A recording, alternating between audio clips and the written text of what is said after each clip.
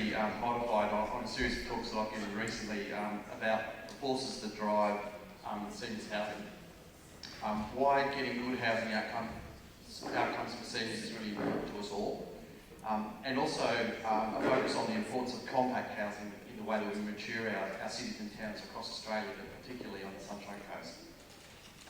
So, and look, I think in many ways, some of the things that I'm going to be talking about today are some of the bigger picture issues, and it's a shame that our state and federal politicians have left the room, because I think that there are some really important messages for our governments. But also, this is really about advocacy to the community, and you touched on it earlier before with the question from Fiona Simpson, but I really think there is a need for us as a group of advocates in this space to really advocate very strongly back to the rest of the community about the importance of housing. So I'm hoping that I can sort of convince you to sort of be part of that advocacy today, and I'm sure you're already doing it in your own way.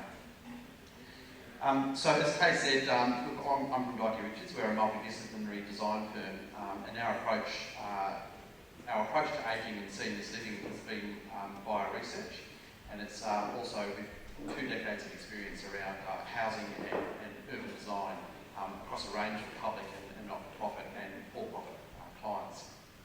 And today what I wanted to share with you all was what I've learned about seniors housing and what I've learned about it from working collaboratively with seniors, academics, care providers and government over a 15-year period. So I'm a practicing architect and urban designer, which means that I'm interested in housing and the way that housing informs the shape of our cities.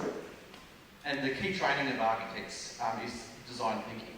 And design thinking really is about thinking critically about the problems that are in front of you, analysing and critiquing them and finding new ways to come about the same problem to find a better solution. And what really we spend a lot of our time doing is challenging the assumptions that we see coming at us every day and trying to find new ways to do them.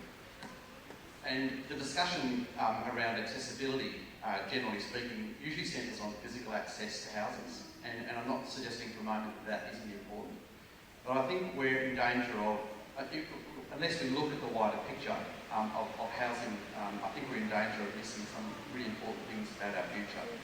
So today I'd like you to think not just about how you might access housing or access a house, but I'd also like you to turn that around for a minute and just think about a house as a portal. And the house as a portal to accessing a whole range of other things that you need in your life. So it's a bit of a quantum shift. Assume for a moment you can get into your house and you can move around your house and it can be, a really rewarding experience. What happens then? And for me, that question is where the location of the house is, then becomes critical. So I'll come back to this a little bit later, but I draw a lot of my sort of learning and thinking around this from a collaborative research project that I was involved in with the University of Sunshine Coast in 2011. And we actually engaged with a group of 50 seniors from Brisbane and the Sunshine Coast because we wanted to find out exactly what their infill housing preferences were in the changing market. And it's a very complex issue, but we found that when they were engaged with in the right way, all of our seniors participants had a really fantastic understanding about a complex issue, and they were prepared to give us their knowledge and tell us what we needed to do to design better housing for them. So there's a critical issue here, and I think all of our speakers have touched on it. It really is about collaboration with your client and the future client, and Liz made that point very, very well. But it's a really critical way to designing and learning about our future environment. And I'll come back to that research a little bit later. But if there is one thing that I can impress on all of you here today, is that yes, the design of housing and a house is really important, there's no question. But our research, and this has been reflected globally, the research suggests that the location of your housing has a far greater role to play in maintaining your health and well-being as you age than any other factor. And we tend to forget about where our housing is located. I think it's a bit of a no-brainer, but it's a really important issue, and the research reflects that. And the concern that I have at the moment is that the market isn't providing the volume of housing that the elderly require in the locations that they need. And I say need because the location of housing in the future will be driven by the cost of care in all of its forms. And the difficult balance in that environment is the price that seniors or their families are prepared to pay, can afford to pay for the care that they need. The amount with which the rest of the community can provide care in addition, and then the extent to which governments are prepared to subsidise the gap in between those two. And that's going to be a really increasingly important sort of mathematical exercise into the future. So the location of housing for the elderly, its proximity to care and amenity is the biggest issue facing governments and the policy moving into the future. The market and for seniors themselves. Government and care provider policy will increasingly focus on the location of care and housing in response to the demands of our boomers, our baby boomers. And baby boomers have reshaped every aspect of society that they've engaged with since World War II. And they will reshape our centres and our cities in response to their ageing needs. So I'd just like to talk briefly about the issue of compact housing and why I think it's really important to this broader housing discussion. A lot of the discussion today has been focused around single detached houses. I spoke recently at the Urban Development Institute of Australia at a forum in May, and I wanted to try and get them to think about their role in providing housing and really talk to them about housing as community infrastructure. I touched on it in the panel discussion before. What is compact housing and how does it differ from traditional housing? And I'm sorry if this seems a little bit patronising, but it seemed to make sense to me at the time. But I just wanted to illustrate the types of housing using Lego. One, because I've got a heap of it in my house, thanks to my kids. But two, I just want to make sure we're all on the same page. So this, as you know, is a single detached house. You know, it's a single-storey house on a block of land. 600 square metre block of land. And the single detached house can take a couple of forms. It can be a single-storey house or a two-storey house, or it can be a mansion at the end there. But there are other single detached housing types. There's the small lot house in the blue. There's the granny flat out the back, with the little blue block out the back of the orange one. There's the small lot house, and then there's the tiny house movement, which is the little green one on the end. And that's prevalent. You see it all over the internet. These tiny little 10 square metre houses that people live in. They look really groovy, but must be really challenging. So if you look at it, that's the suite of what we traditionally know as single detached houses in all of its forms. And I've just laid them out there without any sort of understanding about lot size. But if you take into account that bigger houses have bigger lots and smaller houses have smaller lots, they tend to sort of cluster a little bit like that. It's a subtle difference. But you can see that the smaller houses down the end, they cluster together a lot better, and you can generally get a lot more of them into a suburb. Now, as Wendy touched on, this is a critical issue for councils and local governments all across Australia, and it's also a critical issue for the cost of housing in terms of housing affordability. So there's single detached houses, and you can only get so many of those, really, anywhere up to sort of probably 20 dwellings per hectare into a standard subdivision, maybe 25 if you're trying really hard.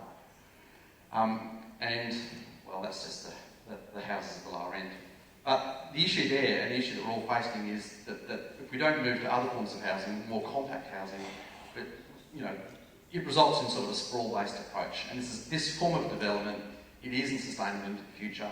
Our housing market is geared around this at the moment, but we can't keep doing this forever, and I can tell you now we won't keep doing this forever, because people won't be able to afford to buy these, because they won't be able to afford the infrastructure costs and all the other bits and pieces that go with it. So there is a whole lot of change ahead of us. Fortunately, I think we'll move there in a gentle way. It won't be a massive, big, one day we'll wake up and there'll be no more single detached houses, but it's certainly something that's going to be happening over the next, progressively over the next 20 years. Council, I think, would like to see it happen a lot sooner in many ways. But what's the other side of the coin? And the other side of the coin is really the attached housing. And so I just want to run through a few of those, or that I suppose, range of housing so that we're on the same page. So this is your traditional single-storey duplex. Your garage is beautifully set back in the middle, in the blue. And there's two houses attached at the garage, and they sit on the same lot. And they can be single-storey or two-storey. And then you can have terraced houses. And we're all familiar with the Victorian terrace house, a pretty interesting type. This is the front loaded with the garage at the front, and it can be in single or two-storey. And then there's the rear loaded terrace house, which has the laneway at the back, or the night cart lane, and the garages sit out the back, and they're a lot tighter and you can fit a lot more of them in together. And then we've got the two-storey walk-up, if you like, or the quadplex, it's sometimes called.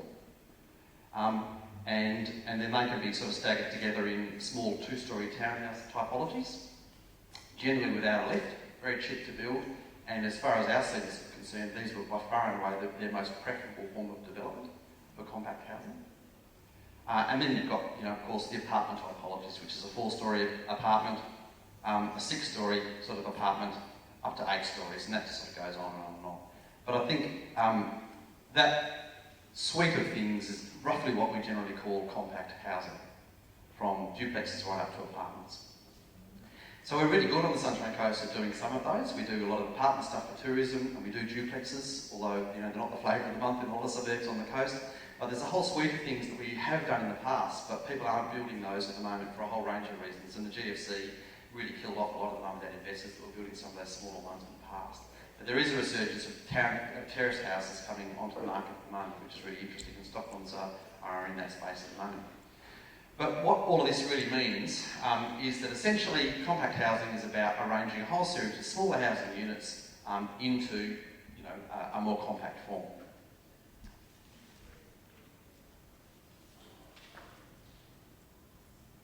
And the way that they're reconfigured onto a block is really important, because the composition of these houses is really what creates our cities and towns. And we think of housing as something, as I said in the panel discussion, about something that serves only our own personal needs. But it is a lot bigger than that in my view. And we need to start thinking about housing as something else. So housing serves not just our own needs, but it serves 3 masters. So it serves what we want and what we choose as individual consumers. It serves a broader housing market, which generates employment and a whole range of other things. But it also serves the community. And as I said before, most of the housing that we build will outlive its occupants, and as Liz pointed out, I think it was here, 60%, there are a whole range of users, most of which 60% will have a disability that will flow through those houses over its life. So really, housing really serves the city, and it serves all of us, and we need to change our thinking about that. And the key issue about compact housing is that it's about trading amenity. So we all live many of us live in single detached houses in the suburbs because that suits us and we're prepared for that sort of exchange. And as we spoke to a lot of our seniors, they told us that when they lose the ability to drive, or when they want other things, they're prepared to trade things. And they're prepared to trade their amenities to get the sort of housing that they want, which is quite surprising, because I would have thought, and I did presume going into that research, that our seniors were very fixed in their outlook of their housing. But they were very flexible and quite practical. When they couldn't drive, they either had to catch a bus or they were going to be isolated. So they understood that they might need to move, and if they were going to move, they were going to move to a place that was better for them. And so this idea of compact living is essentially one about trading amenity in return for shared proximity to the things that we want, the things that our cities and towns can provide, like transport, like parks, like employment, like culture and education. So location is the critical thing that unlocks that proximity to stuff. But invariably, apart from we want to live in a particular suburb because it's nice, we don't think about how that will inform our ageing experience and most importantly, the way that we will age. And it's also important in terms of the broader policy issue, because 70% of the wealth in this country, or our income, is generated by cities. And that's a lot more than a lot of other countries. We're a very highly urbanised country. What I've noticed about the Sunshine Coast, and I'm sure you all are aware of, is that most of the centres on the Sunshine Coast don't actually have any housing, or very much housing in the middle of them. Caloundra, Maroochydore, Nambour's got a little bit, Mooloolabah's got a lot of tourism housing. All of these places don't have much housing right in the middle of them. So compact housing is going to be needed into the future when we run out of sort of land, we can't keep expanding. Compact housing in infill settings in these city centres is going to be a type that the market is going to have to deliver one way or another, because it's going to be a lot more cost effective in the future to deliver that into those places than it is out in the suburbs, because the governments won't be able to provide all that infrastructure necessarily. And it's also going to be where the market wants to be. People want to be in our centres, and they will want to be in our centres. Not just seniors, but also our young people as well. They want to be where the culture is. They want to be around food and coffee, education, internet, etc., etc. So the issue about compact housing is really critical, not just for our economy, it's important for our society, it's important for equity, and it's important for our health and our culture. So, why is that important to the discussion about accessibility? and seniors. Compact housing will become cheaper than suburban-based housing, and it will become the predominant form of living over the next 50 years. Whether we think it will or not, that's what the research is telling us. So there are a range of demand-side issues from baby boomers that will drive the design of housing and the housing market here on the Sunshine Coast over the next 50 years. With nearly 30%, it's probably about 25-26% of our population currently over 65, which is quite a bit higher than the national average. We can't ignore this fact. And importantly, if we, as Tony pointed out, if we design towards these issues, we'll all benefit from it. We'll create a lasting legacy, and I want to talk about that a little bit more. So, baby boomers started technically retiring in 2011, and as social researcher Clive Hamilton points out, their attitudes will transform seniors housing and aged care as they have done all the other social norms in our society: marriage, divorce, family composition, living arrangements, etc. Aged care will be no different. And there's a great quote there, which you can read, about the high expectations of baby boomers that really can't be met under our current system for either care, aged care or housing. But there are really two aspects to the baby boomers that will shape our housing that I'm really interested in.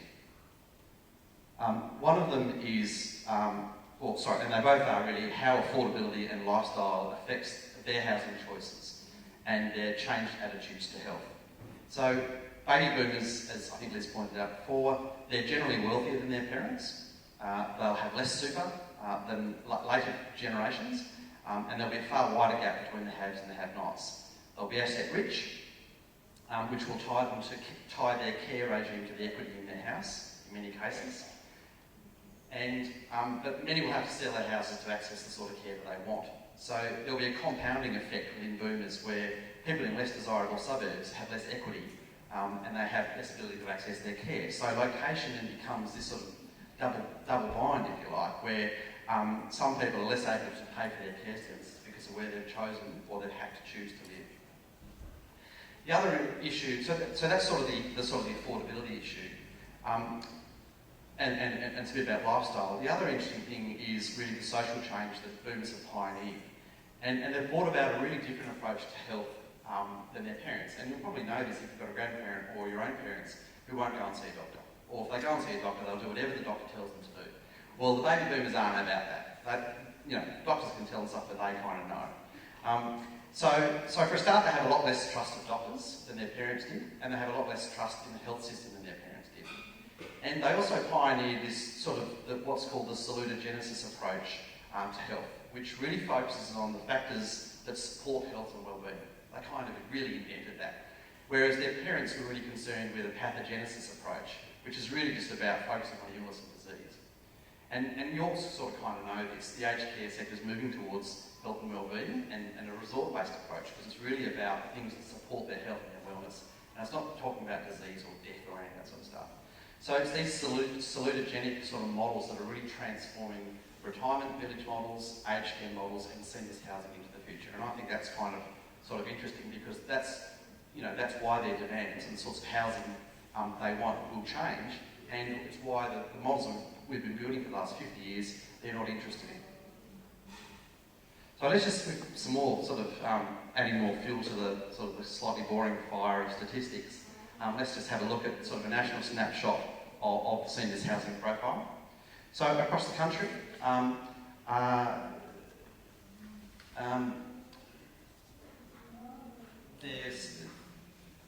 sorry, I'll just backtrack.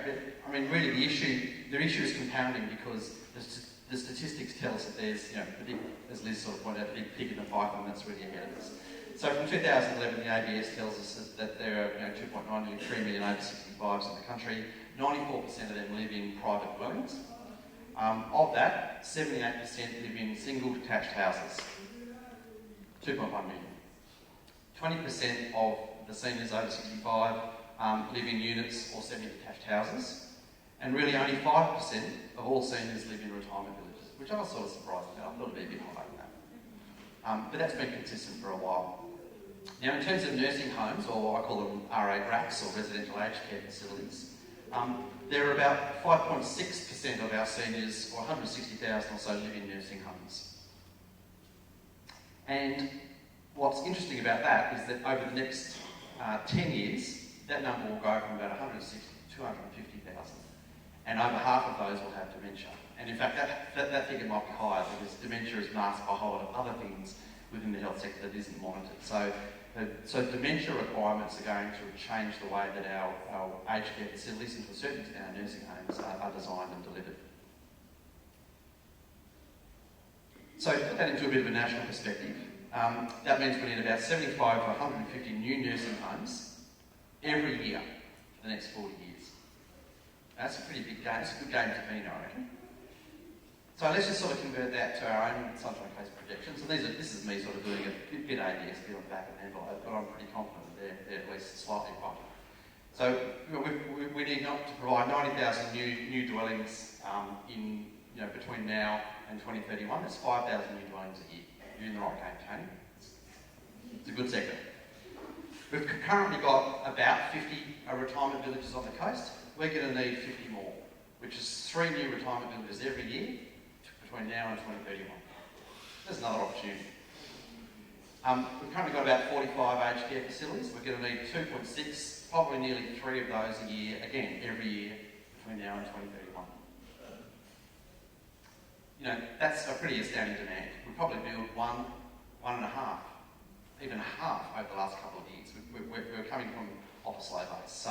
So there's a real opportunity there in terms of what that is, but that just goes to show you this sort of extraordinary amount of demand that we'll have to have. And that's a lot of development, so the real question for me is not how we're going to build them, but where we're going to put them, and where are the right places for them that will give the sort of setting that our seniors will be demanding. Because they and their families might be putting them in there if it doesn't fit their needs. So look, as I mentioned before, I'll just sort of backtrack to the seniors research that we did in 2011. So I was fortunate enough to co-author a research publication with Dr. Claudia Bourbon at the University of the Sunshine Coast, which was about asking the seniors about their housing preferences. And we deliberately used a participatory methodology because we wanted to understand and get direct feedback rather than just using a survey. We wanted to get some direct feedback about what their requirements really were. Universal design to enable access and location were the 2 critical things for our seniors. As I said earlier, they wanted access to amenities and services, they wanted access to open space and public transport, they wanted access to casual employment, and they wanted access to young people, and they wanted access to education and technology. And they understood that those last 3 in particular, young people, education and technology, were fundamental to their health. That young people, yes, there might be some challenges there, but they weren't things that couldn't be overcome by good design. But they needed to have access to young people because it was good for them and they wanted it. Which is not the story the media tells you. Of course, the media tells you that young people are all on this garbage, of course. So the research told us a bit about the way that buildings can be designed to better suit seniors' needs. It said fundamentally they need to be highly accessible. Our seniors wanted low to mid-scale rise buildings. They wanted a focus placed on their physiological needs of seniors, which become more important as they age. So things like double-loaded buildings with accesses to breezes and light on both sides with a central courtyard was really important. Air conditioning wasn't something they were interested in. They couldn't control their body temperature as well as they could if they had passive ventilation. They wanted natural light, not artificial light, because they felt they could see better. They wanted rainwater because they said it tasted better than the crack to get out of the tap. So the whole range of physiological things that, I feel a bit ashamed that we didn't know that, but it's not until someone tells you that you realise how important they are. As a designer, that's really important stuff. They wanted private outdoor space. They wanted semi-private outdoor space that was communal, that they could commune with their neighbours and not necessarily have to commune with people outside of the streets. They wanted those the options. And they felt that clusters of units around 20 to 25 was ideal for them. They all hated what is corporate. I don't know how you fix that. But the clustering of developers was really critical. They felt that once they got over 25, having to negotiate with everyone in body corporate meetings was a nightmare. So that was kind of like a good arrangement for them. But the research also taught us about the importance of ageing. And as I said earlier, our seniors told us that cars were important to their independence and they helped maintain their suburban living conditions. But once they chose not to drive for a whole range of reasons, financial, ageing, health, that their location preference has changed. And one of the greatest stresses that we know in ageing is the need to have to change your location. And as we know, as ageing occurs, your housing needs change. And so we coined this term, and the term, and Kay's mentioned it a few times and you're familiar with it, the whole idea of ageing in place. And that is an important term because it is about being able to age over time in the home that you choose, and that is fundamental. But I think also that idea needs to be expanded as well to so we coined this idea about ageing in neighbourhood. And it really reflects a neighbourhood-based model to care, which says that care is also provided in a very important way through community, and that if you have to change your housing type, move out of your home, it's better to stay within your neighbourhood and within your community if you have to do that. I mean, it's not preferable to have to move out of your house, but if for a reason you have to access a very high care regime, or you can't afford to, that there need to be diverse housing options within your community, within your local neighbourhood, to help minimise that amount of stress. And so we think, and this gets back to this broader idea about the structure of our cities and our neighbourhoods, the idea of ageing in neighbourhood is a really important concept in terms of moving forward. And this idea, as I said, sort of structures neighbourhoods and centres with a range of housing choice, services and amenities within them, which allows seniors and people with disabilities, everyone, of course, all of us, to age within a familiar and a connected community with less stress and with better control over your health and your ageing outcomes. And once again, this reflects the worldwide research about location being important for your health and your ageing.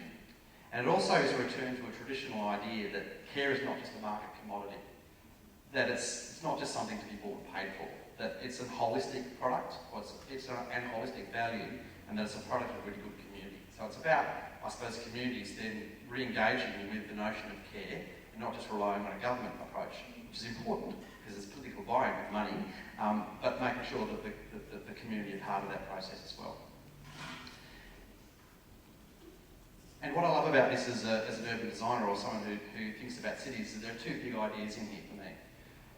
So just as the idea of salutogenesis means accessing well-being to prevent deterioration and to increase your longevity of your life, so community neighbourhood housing models might well bring about not only better ageing, but more cost-effective ageing. So this, as I said, this is a national issue in terms of the way governments spend money. And it became obvious to us that seniors' preferences are closely aligned with the preferences of young people. So they want, a lot of the young people now aren't driving, or aren't driving as much. They want access to technology and culture and art and services and public transport. And so do the seniors. They both want the same thing.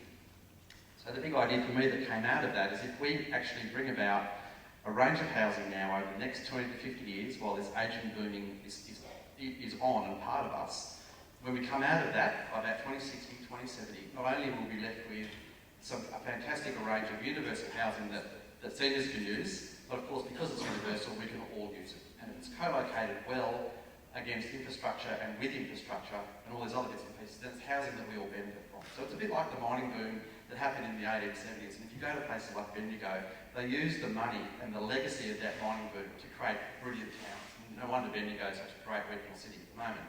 But, you know, it's a shame that our current mining boom hasn't left such a great legacy, of course, in terms of our cities and town centres. But we can use the legacy of ageing and the funding that will be required to drive that at a national and state level to build really good cities that will help us become more sustainable into the future.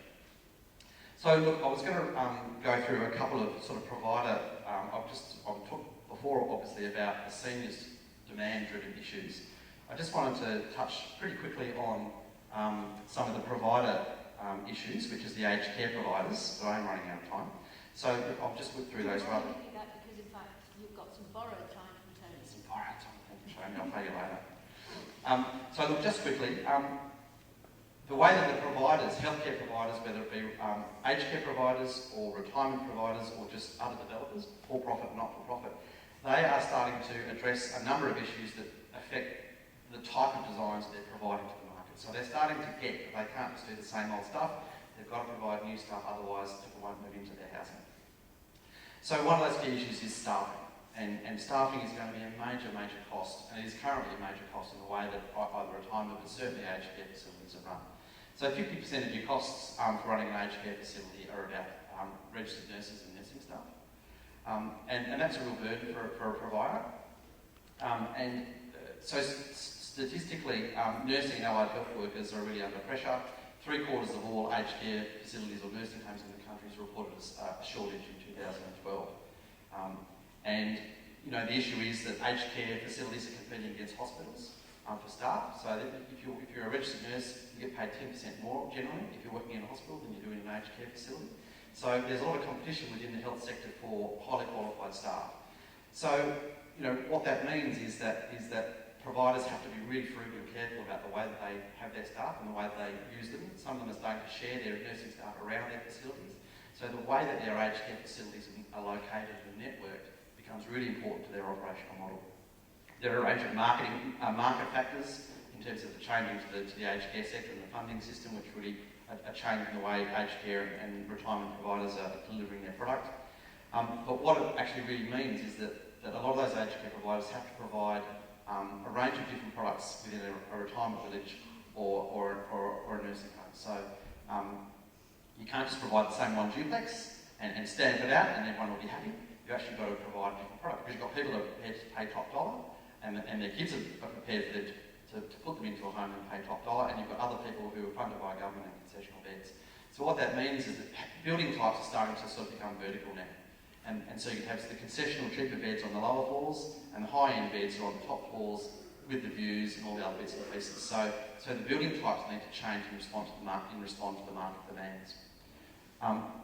The planning system, by and large, is getting a lot better than it used to, but the Productivity Commission still says that the planning system at local government level still hasn't really cottoned on to the needs of seniors in terms of making sure that seniors and housing is first and foremost delivered to our centres. So the way that a lot of our planning schemes are structured, and this isn't local government's fault, this is the legal system really, but retailers come in first, they buy the land, they build a big box and squander the really good land right in the centre, and they don't provide any housing at all. And it's a real problem because our local centres are becoming retail centres, but they're not becoming places where we can live or have community. So that's something that really needs to change. But what's also really interesting is that aged care buildings are really, really expensive. They're incredibly expensive things to build. And statistically, they're getting bigger. So it makes sense for a lot of aged care providers to start to co-locate them with other uses. So, you know, they want to integrate them with other things, other community centres.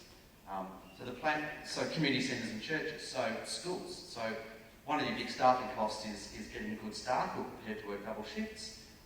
So a lot of aged care facilities are providing childcare within, so that they can look after their kids during the staff kids during the day. They're also looking at providing after-hours care for the high school kids. So there's a move, you'll see a move at the moment where a lot of aged care and retirement villages are starting to co-locate next to large state schools because that shift, it's easy for them to manage their staff and co-locate a whole range of community resources, and it creates this really fabulous community hub. So you can start to see that the planning regime needs to change to allow these sorts of things to co-locate. In the past, schools and aged care never really coexisted not very well. So what this sort of says is it requires more of a holistic approach to the way that we plan our towns and our centres as well, which I'll keep banging on about.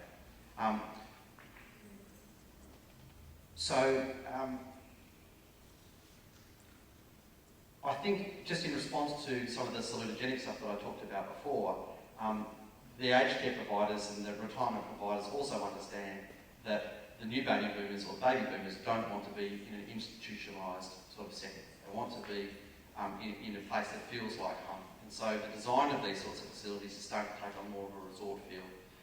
And they're using high-end architectural design and changing their room styles and their room layouts to actually provide a whole range of diversity to try and attract people. They're also providing other sorts of amenity like churches. So, you know, a really sensible sort of a no-brainer aged care facility is one to have a church that's located on site. It's part of, not just a small chapel, but actually a church as part of a thriving church-based community. So whether it's a church or whether it's got some university teaching or whether it's a school or a kindergarten, these become very important attractors that allow aged care providers to position themselves in a changing market. And also community care is another thing that's driving their thinking. So community care, which is where care packages and care goes out into the suburbs, that's generally federally funded, that is going to be incredibly a lot more expensive into the future. And in some areas, some organisations may choose to withdraw some of those outreach programs, which is a challenge. So some suburban areas, single detached houses may not be, or at risk of maybe not being supplied potentially with community care. So how organisations, not-for-profits in particular, manage that community care program as well as an aged care program and the nursing staff is a really complex issue. But that's really driving a whole lot of changes in the sector. Anyway, look, I've got a whole lot of things that I suppose I could really talk about. But essentially what this tells us is that the building design is changing in a very radical way. It reinforces the view that the location and the future location of retirement villages, residential aged care and seniors housing in general is really critical to unlocking the solutions, the housing solutions for boomers. So how will boomers and aged housing shape our centres in light of all of that? These sorts of building typologies will increase into the future. We'll have a lot more denser approaches to seniors housing into the future, for better or for worse. Providers will need to squeeze more out of smaller sites and buildings will get taller. Providers will seek to co-locate their facilities with other pieces of infrastructure to help meet the demands of baby boomers, but also to provide a better market offering. So they'll be seeking help providers to go in with them. They'll be seeking partnering with schools and education, with universities, childcare, pastoral needs, existing residential. Seniors and housing providers will start to become centres makers. So at the moment, it's retailers and it's the Stocklands and those people that are driving the centres. In the future, I think it's the big housing agents and hopefully even the independent investors that will start to drive, and superannuation companies will start to drive the creation of our centres, which I think that sort of competition is actually a good thing. And this will change the way that we think and plan for our centres. And they won't become drive-through destinations anymore. They'll become living, work, live, play places. So there's a whole range of national policy settings. Don't worry, I'm in homes right now. Bring it home, don't worry, I'll get there. There are a whole range of national policy settings that really need to be changed. And chief of those, I think, is the need for a national housing policy, as I tried to impress on Mel Ruff earlier. Federal, state and local governments need to see that these sorts of emerging compact centres are the front line in terms of addressing the ageing bubble, but also the front line in providing care, whether it's health or ageing or disability care. It's the front line in providing that care in the most effective way. And if they can provide it in the centres more efficiently, it provides a better chance, in my view, that they can provide MDIS out into regional areas and these outreach areas, which I think we know are going to be really challenging. So they've got to get on board, and national housing policy is absolutely a key part of that. And I think we all need to get state, federal and local governments need to get better at the way that they streamline and drive the process of centres. And I think councils, and they're doing it already, but councils are moving towards starting to master plan these centres so that they can deliver some certainty to the market. And I think that's really a good thing, and it's good to see Sunshine Coast Council well and truly in that space as well. So, this presentation was really called Boomers and Their Last Mark on Society. It's really this idea that the housing that our baby boomers leave behind us before they die, and they will die, even though they don't believe it, that'll be the one last legacy that they can leave us.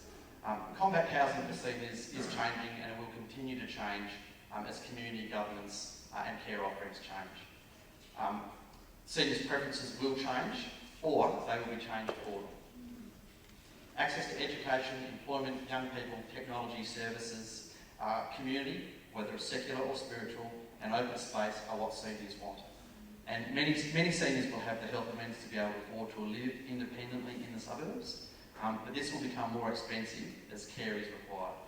But generally, the care infrastructure for seniors will have to start to shift towards serviceable suburban centres and lower order centres, or predominantly B centres or new centres in themselves. So in my view, it's these emerging centres or neighbourhoods, many of which haven't been identified here on the Sunshine Coast yet, that will be the new tool for managing ageing. And we need to provide a plan for these centres as part of a network and part of network thinking. Because ultimately, the centres that the boomers create to manage their ageing will become the beginning of the vibrant urban villages of our future. In 2006, in his study, Rich Boomer, Paul Boomer, Clive Hamilton says that baby boomers are in denial about their ageing. my generation, we can't afford the boomers to make poor choices about their housing over the next 20 years, because we'll have to inhabit the housing types that they leave behind. But if we get it right, as I said before, over the next 50 years, put housing in the right location to access the things that we need to live a healthy life at age and have a life of well-being, it will be another important legacy from a generation that's already changed.